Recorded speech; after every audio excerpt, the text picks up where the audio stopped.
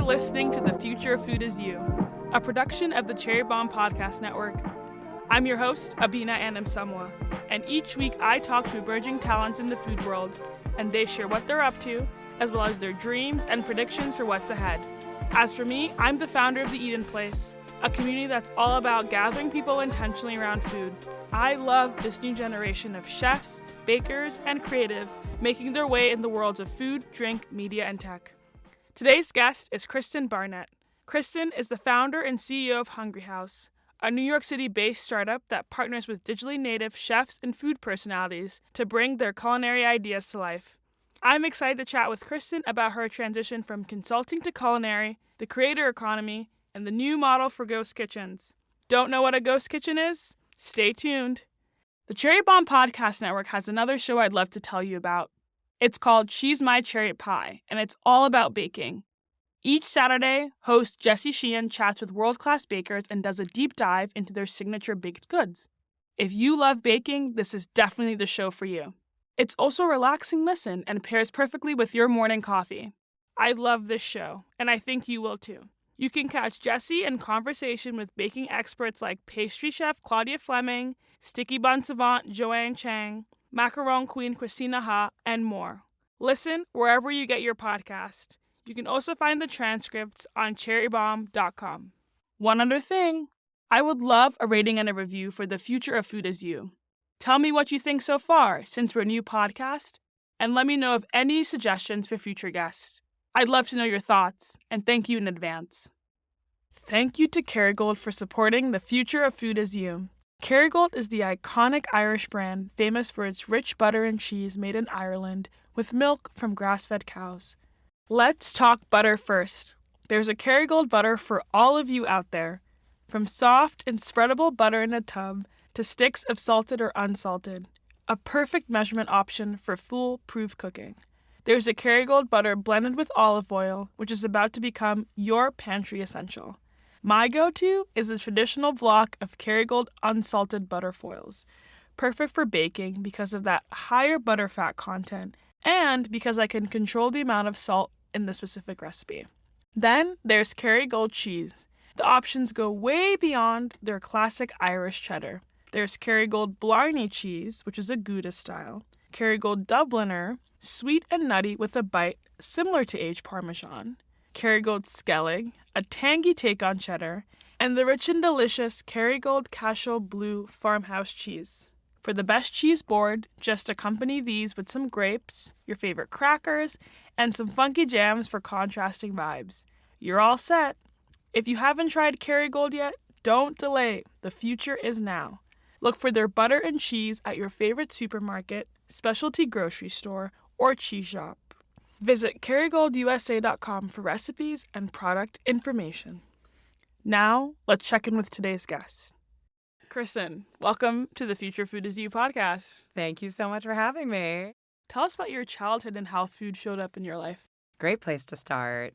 My childhood was in a small town in Massachusetts. I grew up on a nature reserve, so a network Very of cool. trails, wooded trails. I grew up playing with salamanders and nature girl, horse girl vibes. I don't often share that, but I was frolicking around. And food, contrary to what my life looks like now in terms of living in New York City, obviously going out to restaurants and engaging with all the amazing cultural events of the city, then we barely went out, ever. It was always home cooking. My mom making all these meals for me and my little sister. And so I really understood food as primarily a from-scratch endeavor. Every Saturday and Sunday, we'd have pancakes and waffles. And eventually, when I was 11 or 12, I started getting into baking. Yes. I just loved quick breads, banana breads, pumpkin breads, blueberry muffins, whatever. And that then began my journey, cooking more savory food and sharing it with friends, getting people together. I didn't even really understand how big and vibrant the restaurant and hospitality industry was. Eventually, I went to college. I was like, why is there a hospitality school? Yeah, and I mean, that's a perfect segue because you ended up going to the hospitality school in the country at Cornell. I actually went to the agriculture school. Oh, okay. Which is where they have the business school. I now go back and lecture in the hospitality school. When I showed up, though, I was like, why does that school exist? Like, I had stayed in a couple motels, maybe a hotel, like, here and there, but travel and going out to eat at restaurants just really wasn't a part of my childhood. We were camping in the woods, going on hiking trips, and, like, staying at huts. You were doing nature's hospitality. Yeah. So you ended up going to the agricultural school at Cornell University. Yep. But then you ended up discovering the hospitality industry there. So what was it like studying agriculture at Cornell? Yeah, so the business school originates in the agriculture school because originally that was the economy of the United States, right? This was the backbone of how business was done when we were a agriculture-based economy. It was awesome because I was able to take traditional business classes, but then also go into food policy and understand farming and understand development internationally and how crops played a role in that in these smaller communities.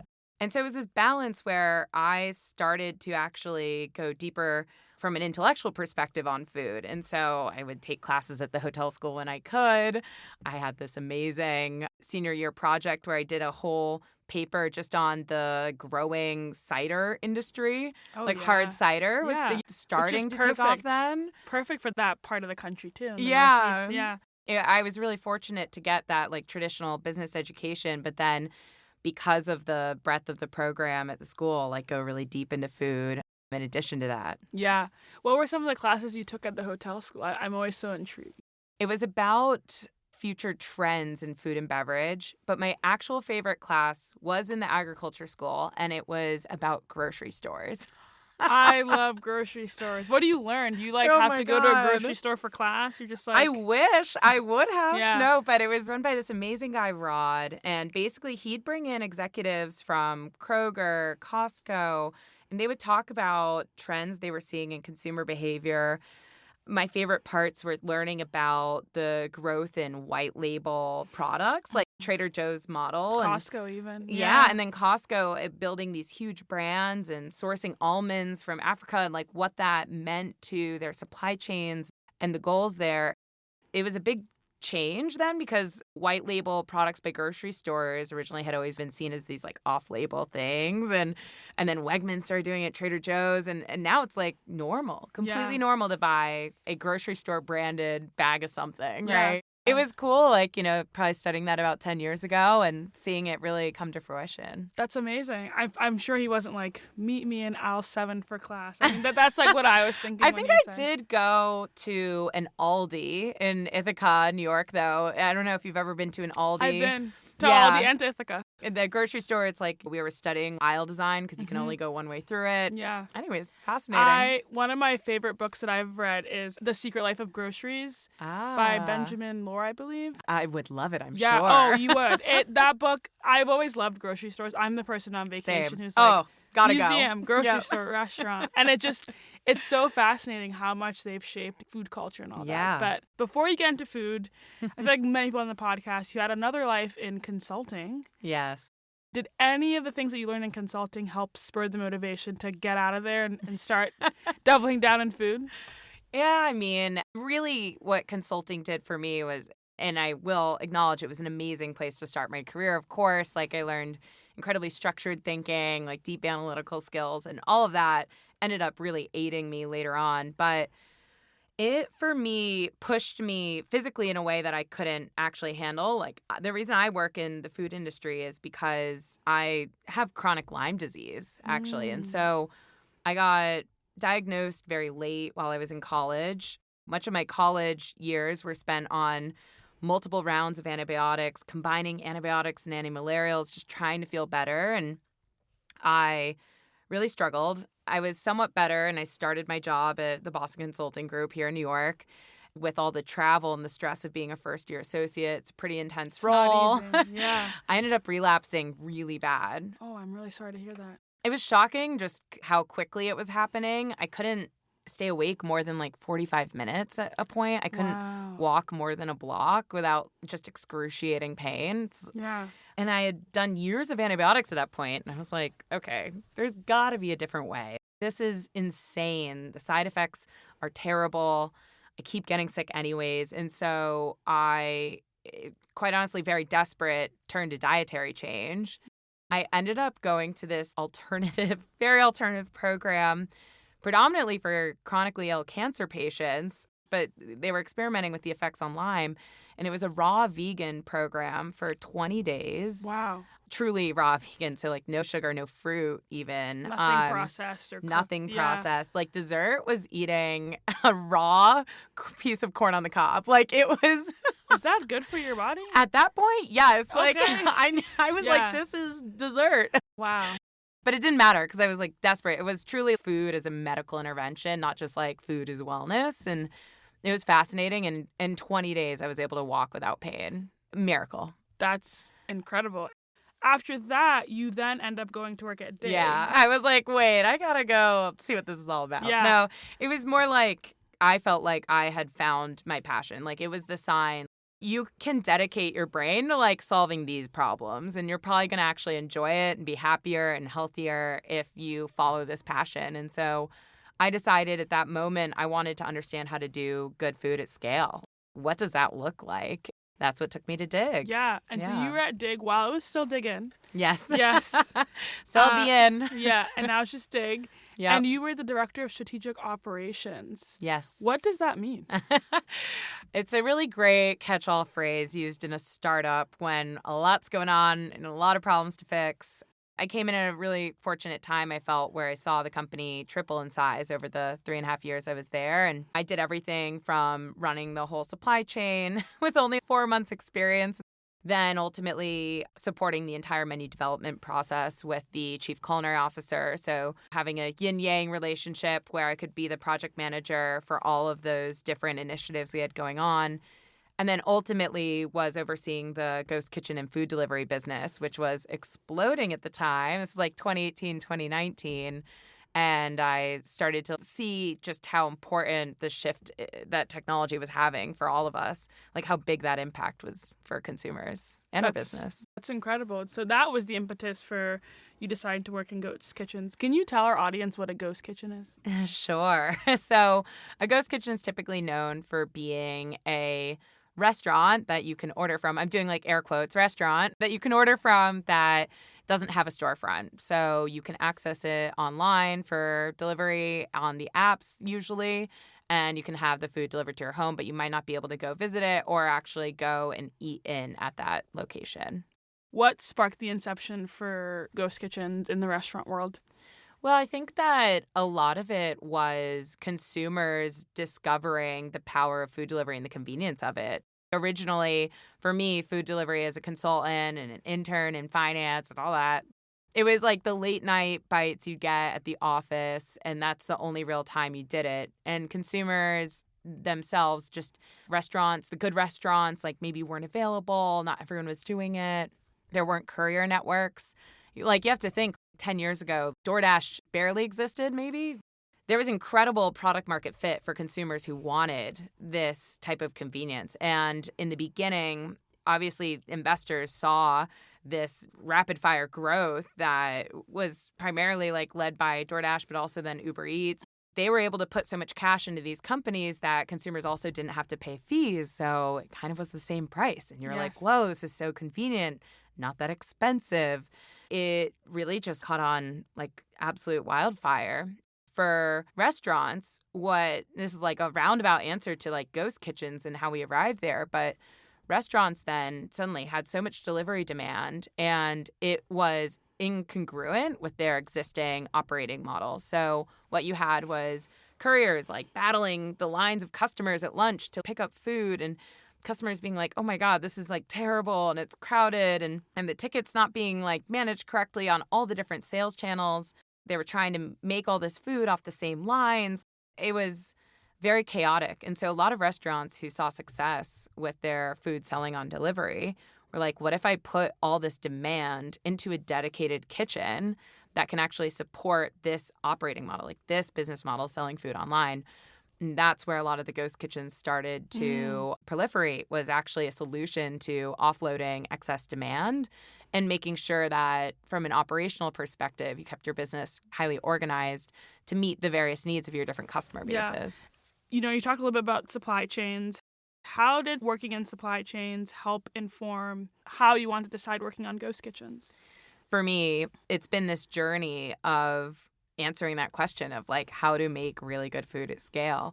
Where you start is at the farm, right? And at Dig, when we were designing our culinary programs 6-9 months in advance, it was like, wow, all right, we want to grow broccoli and have broccoli 3 ways, where it was using the floret, the stem, and the stalk. And we would go and walk the fields with the farmer and actually say, we want X amount of inches of the stalk packed in these boxes, and designing dishes from there.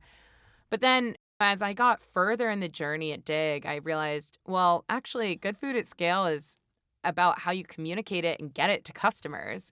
It became this journey like outwards. Ultimately, the delivery mechanisms by which we receive our food are part of the supply chain. It's part of this whole chain of events. And so I went from the earliest, like, how do you actually grow crops and then translate that into a dish, to everything I feel like, I've been working on now the last 3 years, which has been what's the branding, the communication, the ordering mechanisms, the delivery mechanisms, and all the pieces that need to, one, convince a customer it's worth to order, that they believe in the quality of the food, but then also how it's going to actually get to them. And what's the state of supply chains, particularly for food in America? I know we're seeing so much news about things being expensive on all corners of the country. Yeah, I mean, we noticed this certainly over the 3.5 years I was there, where we started to build in more volatility into our financial models for how we thought about price fluctuations due to, wow, like the avocado season ended early, or cauliflower is coming up late for X, Y, and Z reasons. You have to bridge those gaps and you don't access your like lower contracted pricing for a certain amount of time. We saw financially those impacts starting to hit. It's like that, but like tenfold over the last 3 years now, in a post-pandemic world where the supply chains broke down for any number of reasons, whether it was related to the actual transportation of the crops, obviously ongoing climate change related issues, but even just like the impact of labor too, and seeing that, wow, when factories in China get shut down for 2 months because of a lockdown policy, that backs up the entire paper goods supply chain, and you feel those effects like 6 to 8 months later. It's really changed how you think about purchasing. It's like bad practice, but like you can see why people stockpile ingredients now when you have them in stock, because they might not be in stock in the future. And so it's created a lot of topsy-turviness in terms of purchasing behavior and a lot of hedging against the risk of the disruptions that now are so multidimensional. Are there industry standards to make supply chains more sustainable? I know we talk about farmers markets. What I've always been impressed with by Dig is their commitment to really partnering with farms to build those relationships, but educate, consumers of like, your sweet potato is coming from here, or your corn's coming from here, or the chicken in your bowl is coming from here. So it's hard to say industry standards in any way, especially referring to restaurants, because it's very dependent on what you stand for as a company and like what your goals are, what your brand is for customers. And I wish there were industry standards when it came to sustainable sourcing and partnerships with farms, but it's just not every owner's interest, which I think is a real shame, and it should change. It is often the harder path to take. For Dig, it required significant investment. I mean, we had an entire distribution facility in Hunts Point in the Bronx where we pre-processed and prepped a lot of the ingredients so that, one, it was easier for farms to land it and at one place instead of delivering to our 22 restaurants in the city. And then also it enabled our restaurant locations to actually hold more product because it was already partially broken down. That was just a massive undertaking to do it. But what I realized more than anything that I feel always was acknowledged more was that when it comes to supply chain sustainability and really working towards a future where you are better connecting maybe local farms with the actual end product, all of this comes down to purchasing power. It's your budget. It's the dollars. So whoever's in charge of that for a given restaurant chain, that's a really important role. And it really needs to be a thoughtful leader that is thinking strategically about the future. And I know that I felt the responsibility of our budget when we looked at where are we going to allocate this spend. Because ultimately, whenever we picked a farm to work with, they were like, thank you for this contract. I now understand that I have this much less risk in my business this year. And so it was a real honor and responsibility to make those decisions. And I think I just gained a lot of perspective in terms of how you actually move the needle. And that's like, yeah, we have X millions of dollars. Where are we going to spend it? That is important. That is really important. Yeah, because it's not just also where that money is going, but how does that money affect the brand, affect relationships, affect the whole ecosystem. So yeah, and you're like outsourcing sustainability to like the hundreds of thousands of customers we had. Yeah. That's the thing is they are purchasing then that food, but we're ensuring that purchase, at least that one in their day, is going and supporting these farms who are doing great regenerative farming practices, or they're diverse farmers, and we're helping create a more just and equitable farming system. Absolutely. I want to talk too about technology's impact on sustainability and hospitality. How do you think ghost kitchens are impacting consumer hospitality as we speak? Oh my.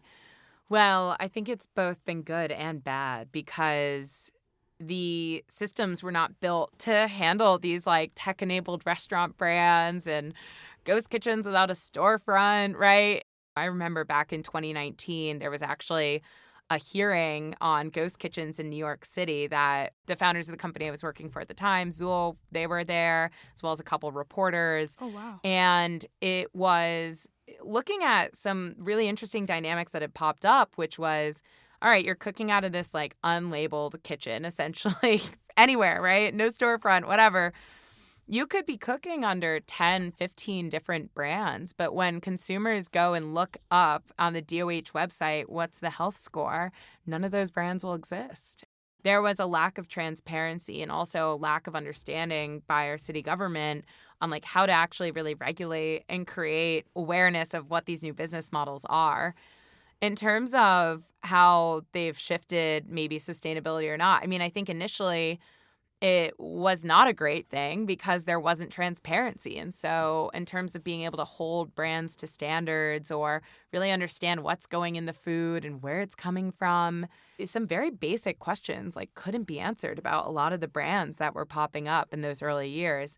Now I think brands are better built out, but even so, it's much more of like a marketing play than something that's based on necessarily the quality of the food. And I think that's been a shortcoming in the ghost kitchen industry that I personally reacted very strongly to and thought needed to change. Yeah, and again, another perfect transition because you've dubbed Hungry House as the anti-ghost kitchen because you have decided to partner with creators and basically have added a face to the ghost kitchen. So I'm curious, after you worked at Zool, what was the inspiration for going out on your own and starting Hungry House? Yeah, so after Dig, I joined Zool, which had just opened a ghost kitchen in the city. Soon after that, we acquired a tech company and started building out our own ghost kitchen technology platform, which was like back-of-house fulfillment, and then a curated white label ordering platform for offices to basically access the selection from our ghost kitchen. I essentially joined this company 4 months later, the pandemic hits, and it was like, whoa, like, all right, everyone's talking about ghost kitchens. How can we help? How can we play a role in this? And I just had this incredible front row seat to practically every single ghost kitchen project that was coming up in those early years.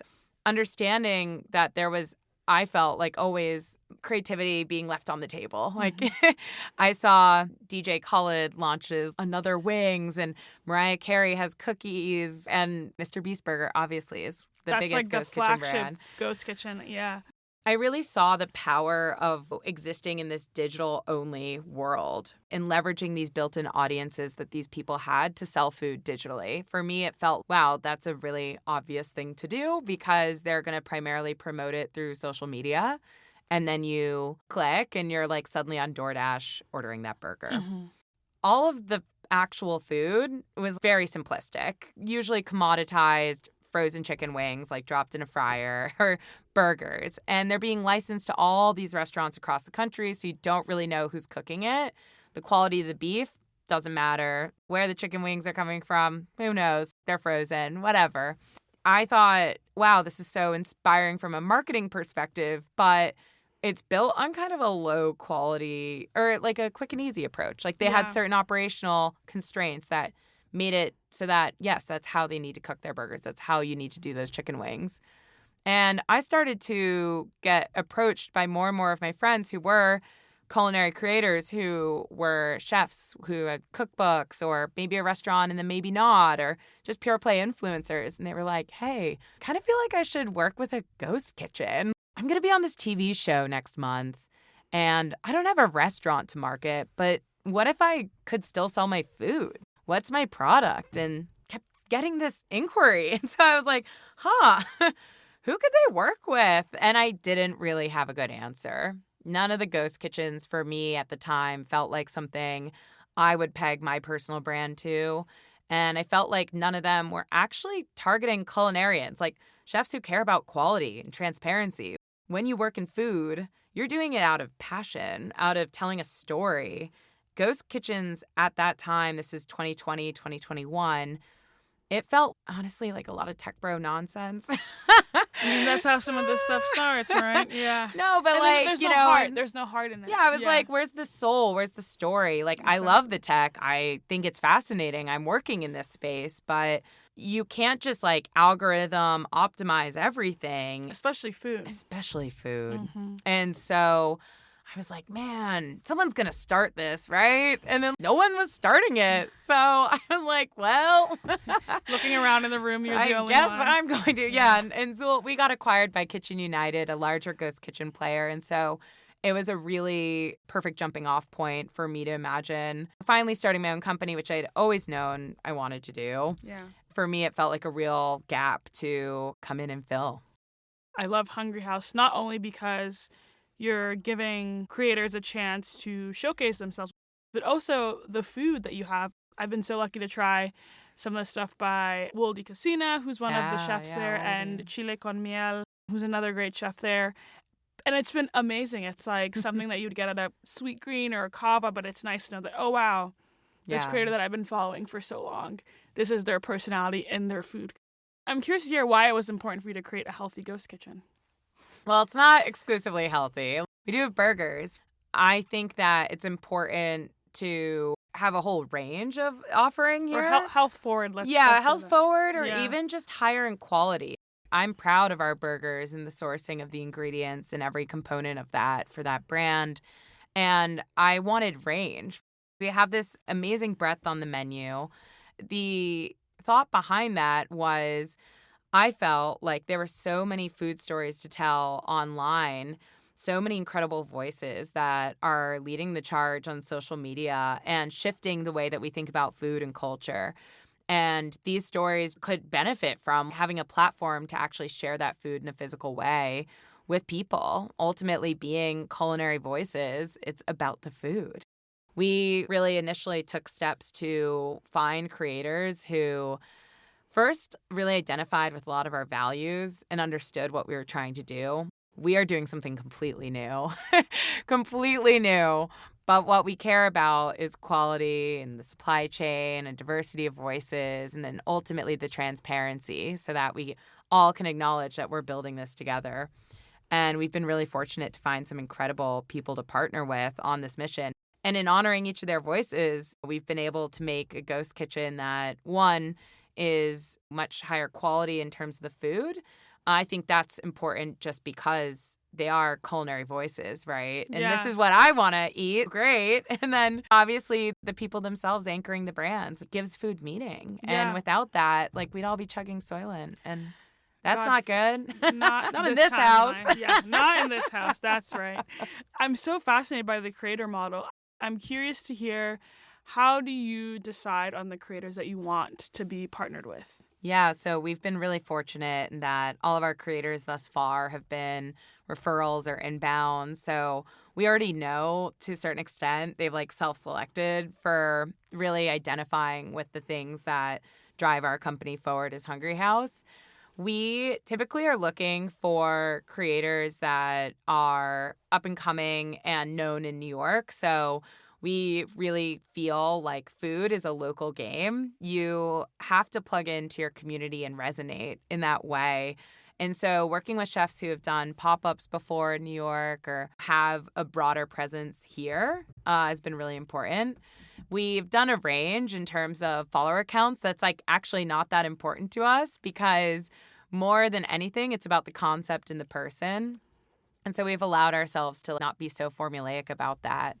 And then finally, are they a great person? Like, we're going into business together. Yeah. Inevitably, I always say something will go wrong.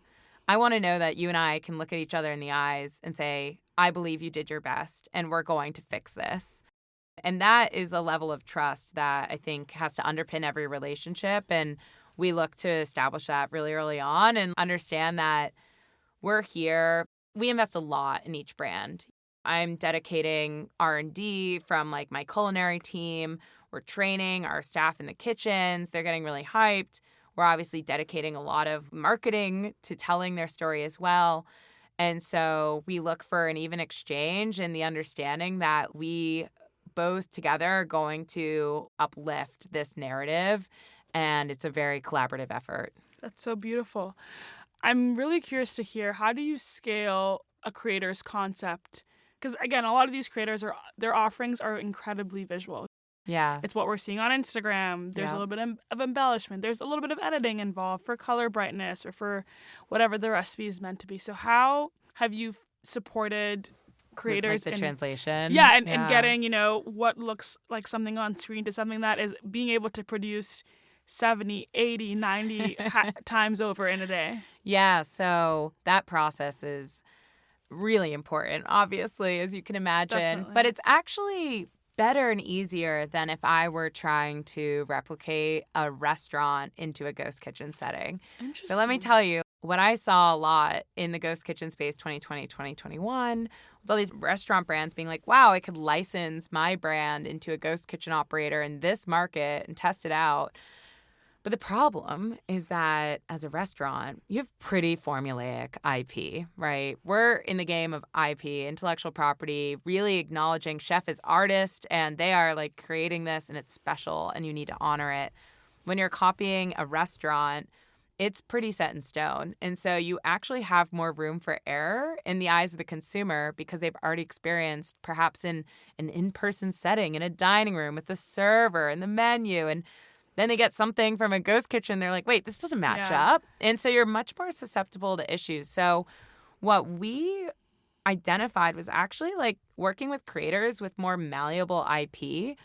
You are actually better positioned for success in the execution of that concept in our format because consumers don't really have a preconceived notion of what it's going to look like when it shows up for delivery. They're like just excited to finally be able to access it.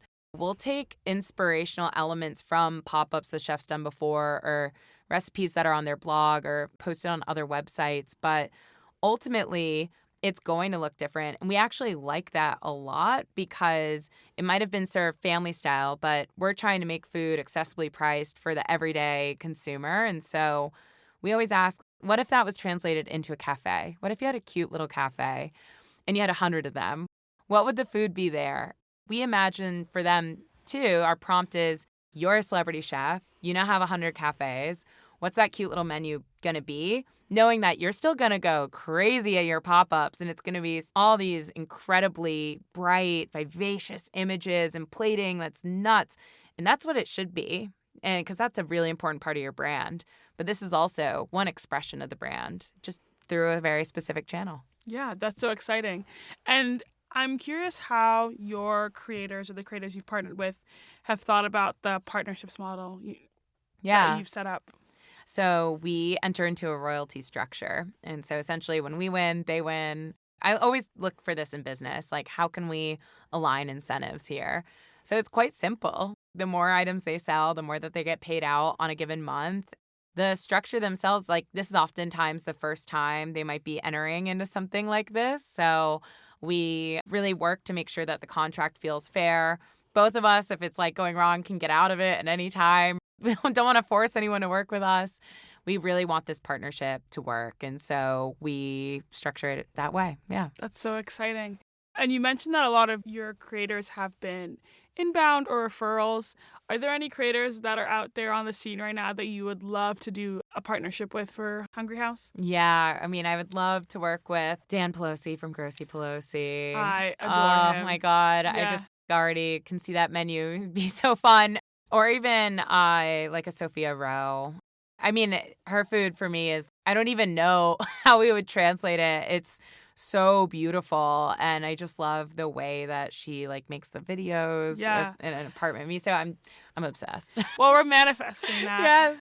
But I want to talk to you as well, because you're also a female founder who also raised venture capital, which is super interesting. I feel like the food world is one, because of the high margins and because of the dynamics, it's often one where it's really hard for venture capital to even consider investing, or even for food entrepreneurs to find that footing. So how is navigating the fundraising and development phase of getting Hungry House out in the world? Yeah, I mean, listen, it's difficult. Anyone who tells you otherwise will be lying. Yeah. I mean, in general, it's been a journey, but when you find people who believe in you and the brand and what you're building and that vision, it's absolutely incredible. It's hard. Like, the numbers are stacked against you, and that's real. You just start to feel it. Especially when you look at figures that are so disheartening, where venture capital investment and female founding teams went down from 2.4% to 1.9%. This happens when there's economic instability because you go back to what you know.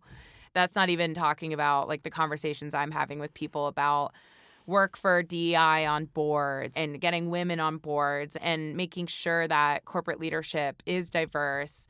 It is all getting thrown out the window, unfortunately, in these times, because everyone's like, I just got to make my money. And unfortunately, that doesn't allow you to, in their mind, take a riskier bet. This is obviously not explicit. This is all also subconscious. And so the process of raising capital as a female founder, you're often wondering, what could I have said differently?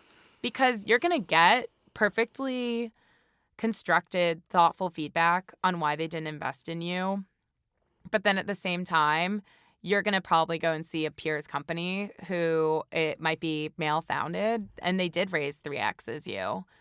And you wonder, what did they say in that room? Yeah. Or did they go out to lunch? You just don't know. Was it a casual conversation? Yeah. And it's hard because you're never going to have the counter narrative. Like, you don't know, actually. And so all you can do is keep going. It is harder to build successful companies when you do just actually have less capital. The model itself for VC, I mean, these are 1,000x bets. They want to take 100x, whatever. They want a huge return. It's also a very specific type of capital that can oftentimes clash with the model of the food industry, where to grow and scale these businesses thoughtfully, it requires a more intentional roadmap of growth, because ultimately this is a very fickle product, right?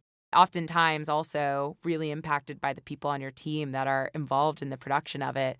And so that requires a certain degree of intentionality that also sometimes that VC model can be difficult to ensure a good match. Yeah, it's like it's great in the short term to get you the funding, but in the long term it's always hard to be able to play that catch up. But I'm really curious, when you think about the food community and especially the female founder food community, how have you found community and support as you've been navigating building this? Oh my gosh. I mean, it's like my favorite thing ever to hang out with other female founders. Oh, it is such a blessing to have community on this journey where you can say the things that you're like, oh my God, I'm so miserable sometimes. You just need to say those words and then suddenly it's less scary. Yeah. It's primarily been reaching out to others who I just think have really cool businesses and being like, hey, we should finally get coffee. Like, I've heard your name 100 times. Like, I admire you so much. Or something that's a lot harder, which is asking for help. I have learned that lesson 1,000 times over in this journey, just how valuable it is to ask for help. And it's something that for me has not been easy. If you're in the type A grind and you're like the hustle, you're not trained to show weakness or even understand that vulnerability can actually be a strength. And I've found, even just in the most recent months, really asking for help in the way that I have has completely turned my expectations of what I can get from a community-based support.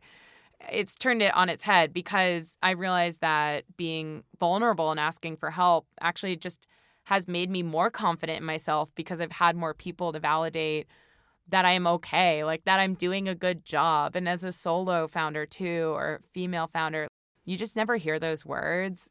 And it's sometimes just like all you need to hear is like someone saying, you are trying your best. You're doing okay. Yeah. You're doing amazing, sweetie. Yeah. You host these semi-regular dinners with other female founders. Yeah. How have you found that support? Like, how have you found creating that initiative has helped support or helped at least change the industry for those other founders that are coming in? Oh my gosh. What's actually kind of cool about it over the years, because I've had years where I've done it more and then being a Life founder happens. has been a little more difficult, but I've worked with other founders through it to co-host and hosted for a few years with Edie Feinstein of Gem, which is an incredible company, and then Daniel Gould of Food Tech Connect. And what's been so cool is that the people who come to them eventually go on to be founders themselves, which is like me. Then you have these friends who are there who are already founders, and you can call on them as you navigate the journey. And so it's actually been cool because I always thought about these dinners when I would host them as having like the backroom conversations that a lot of men are having.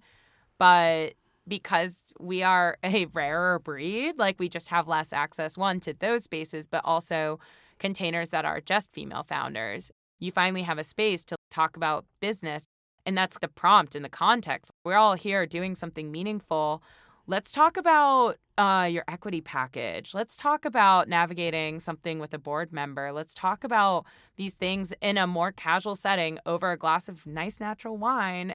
You can really gain a lot of context and perspective. And I've always thought that my journey as a woman in the business world, it's always been an informational disadvantage. And so I constantly seek out ways to create more context, get more information, ask more questions, to educate myself. And that has usually been the catalyst of taking the next big step in my career. That's really refreshing. How do you hope to see Hungry House and its unique model transform the food industry and then also transform how we come to view ghost kitchens? Because I feel like the sentiments right now, I think because... It's iffy, let me tell you. And I think it's because of the food that they're serving. It's because if you're just serving burgers and fries, but the only thing you're really making unique is who's selling it, then people don't feel as connected to it. Whereas I feel like the model that you've created has allowed people to gain a closer connection to someone that they normally wouldn't traditionally be able to see in a restaurant or anything. Yeah.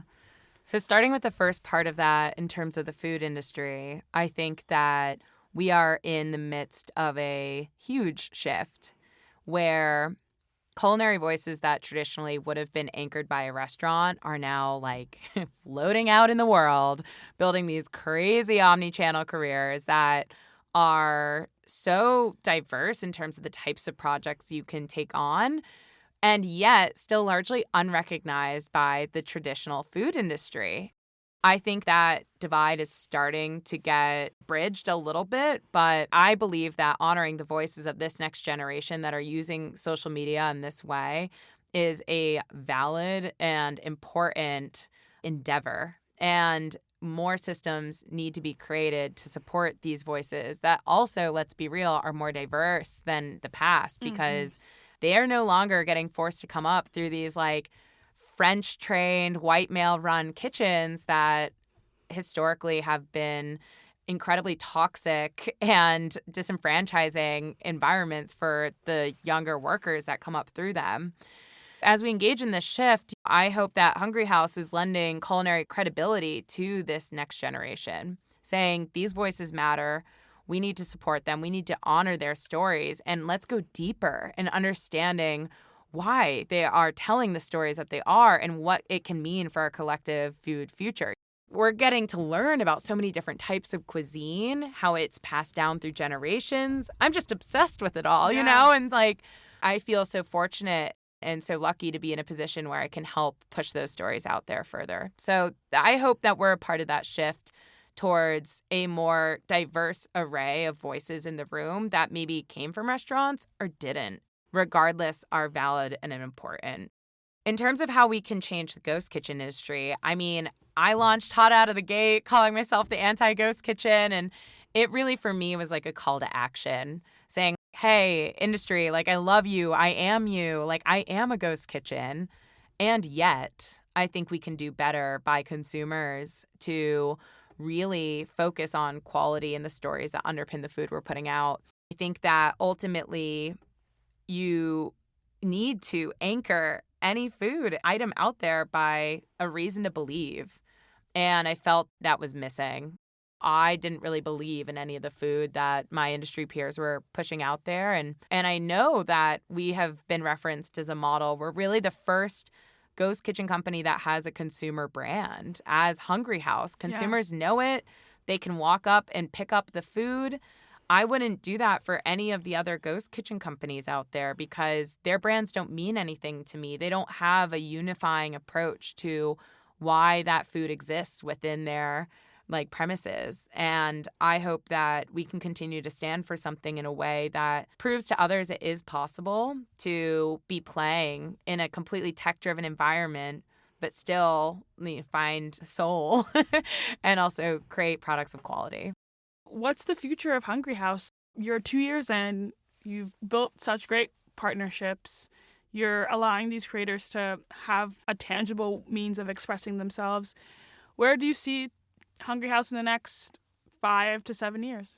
Yeah, so, in its most simplistic form, it's more creators, more talent, and more locations too. Talking to our talent, there is just a lot of opportunity to have a Hungry House model in other cities that maybe their audience is. So it's that New York, LA, Miami type of thing. But, continuing to place ourselves at the center of food and culture, leveraging technology to make it all go further and come together in a really cohesive way is the plan. I think that happens through increasing our distribution, through continuing to work with incredible talent, and then hopefully helping them even go further. We're helping test sauces that could be bottled and distributed. Ooh, very cool. We just want to go as far as we can to be a creator-centric company. And what that might mean is all these different opportunities for them to expand their brand. And so I hope to see us doing that in the future and really making an impact as the world continues to shift to creator-led brands and creator-led movements, I feel. Yeah, that's so exciting. Well, Kristen, we're about to do our fun Future Food Is You tradition. We call it the Future Flash 5. Let's do it, Kristen. The future of plant-based eating. Real ingredients. The future for female founders. Community. The future of social media. Authenticity. The future of grocery stores. Storytelling. And lastly, the future of ghost kitchens. Transparency. Amazing. Kristen, thanks so much for joining us on the show. If we want to hear more about you and continue to support you and Hungry House, where are the best places to find you? You can always connect with me on LinkedIn. I love, sharing what we're up to there. And then Hungry House is on Instagram at orderhungryhouse or orderhungryhouse.com. Amazing. Thanks so much. Thank you. Before we go, our guest is going to leave a voicemail at the Future of Food mailbox, just talking to themselves 10 years from now. You have reached the Future of Food Is You mailbox. Please leave your message after the beep. Hey, Kristen. It feels big and scary right now being a founder, a solo founder at that, and a woman on top of that too, among these uncertain economic times and all the instability that comes with having a startup. I am telling myself, I guess now, that it's all going to work out. And I hope that you, 10 years from now, are chuckling to yourself, saying that, yeah, of course it did. I hope that you were able, though, to find joy, to connect your work back to your soul's calling and find a way to use your voice to its fullest extent. I'm sure you'll look back on all of this and realize it was the challenges that made the next decade so rich. I hope this is true. And I'm taking a step forward each day to make it happen, no matter how hard it is. I hope that you have a fridge full of pickled goodies, maybe a garden, and a rich community of friends who inspire and support you. I hope that you continued to find your unique angle in the food world and build things that matter to you, but also, so importantly, to others. I hope that you continued to learn how to slow down, to savor the good moments. And quite honestly, I hope you got tons of travel in after a very bleak period of those pandemic years. And I guess finally, I just hope that you found joy, that you always made magic, and that you soaked up every second of this journey. That's it for today's show. Do you know someone who you think is the future of food? Tell us about them. Nominate them at the link in our show notes, or leave us a rating and a review and tell me about them in the review. I can't wait to read more about them. Thanks to Kerrygold for sponsoring the show. Visit kerrygoldusa.com for more. The Future of Food is You is a production of the Cherry Bomb Podcast Network. Thanks to the team at CityVox Studios, executive producers Carrie Diamond and Catherine Baker, and associate producer Jenna Sadhu. Catch you on the Future Flip!